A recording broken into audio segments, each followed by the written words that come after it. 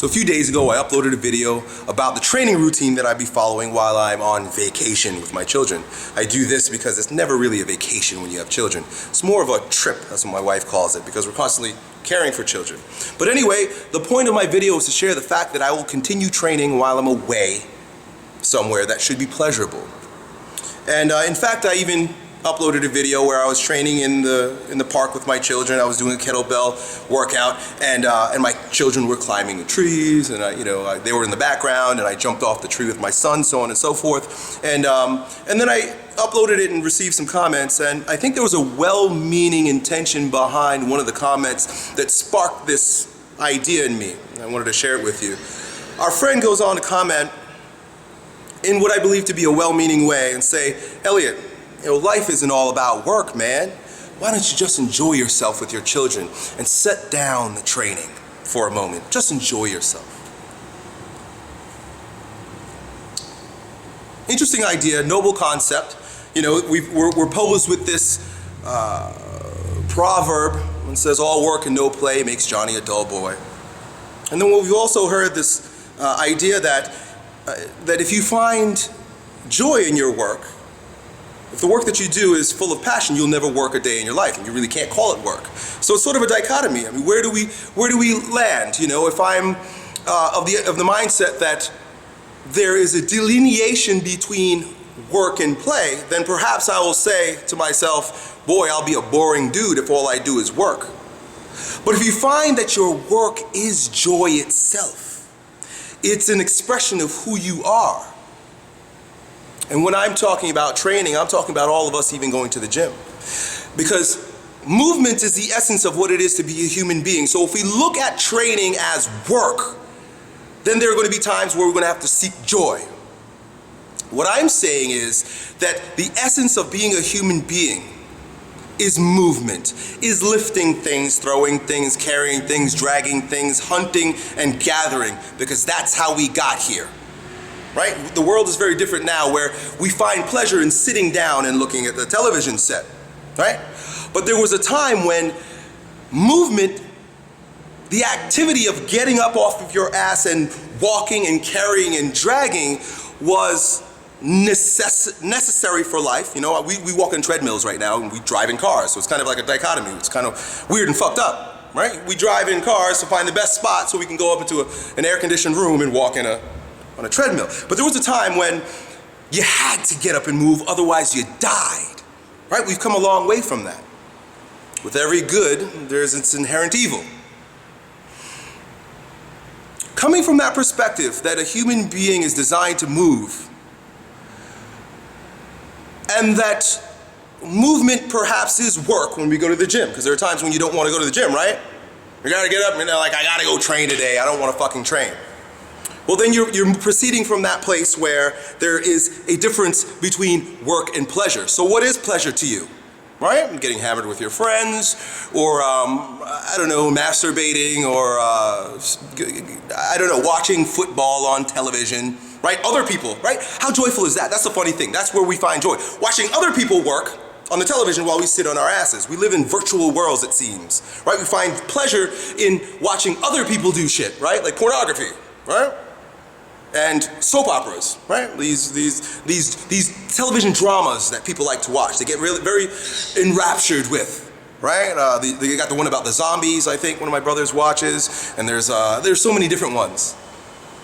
It's other people's life, other people doing work, other people engaging, and we watch it for entertainment while we sit on our fucking asses.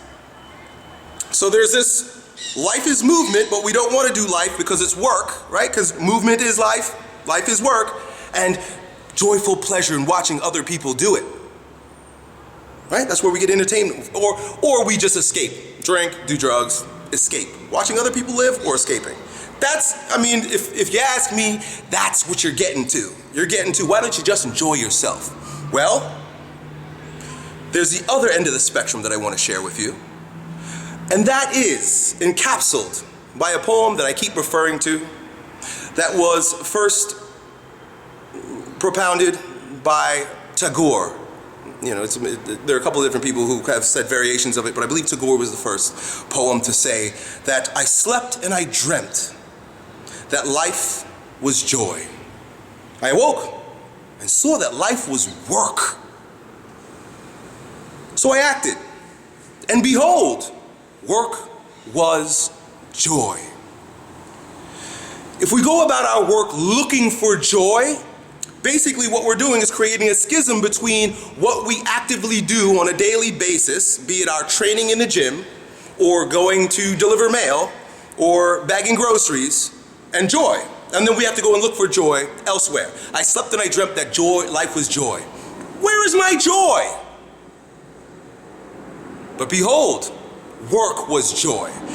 Easier said than done, right? Or at least that's what people will say. It's not easier said than done. It's as easy as said as done. It's a matter of changing your perspective about what joy is, what pleasure is, and what work actually is. The key is not to wait for joy to happen to you, right? Because that's what we do when we get entertained by television.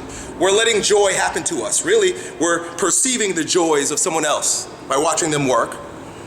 Or we get drunk, go somewhere, and hopefully something joyful will happen. I'll get a blowjob.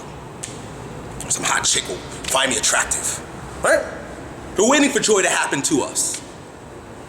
What I'm asking you to do is to find the pleasure in the work. Find the joy in the work.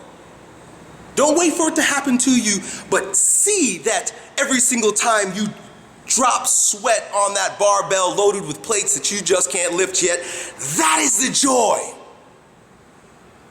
When you're doing 100 kettlebell snatches and you feel like your arm wants to fall off. When you're running more sprints than your breath can handle and you're sucking wind and you're coughing because it's cold outside. That's the joy. When you're pressing a weight over your head and you really can't get it over your head, but you still keep pressing and you scream and you give everything you have to get that weight over your head finally, and then drop it. That's the joy. The joy is in the effort. The joy is in doing the thing. The joy is in the activity itself. Now, here's a trick that you need to avoid. Here's a stumbling block that might get in your way as you actively engage in finding joy in the hard work of your training. The goal. The goal can be one of those pieces of fool's gold on the end of the journey. That thing that we're after. And I'm not saying don't have goals, but recognize that a goal is just a means by which you animate the forces in your body to get up and go. It isn't the actual thing that you're ever after. Because if you're waiting for yourself to achieve six-pack abs or a 600-pound deadlift, and you're actively moving towards it, and not enjoying the work, finding joy and pleasure in the training and labor,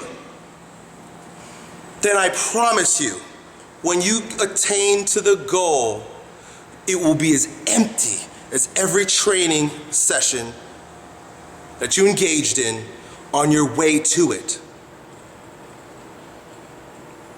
Revel in the pain. Revel in the labor. Find joy in training.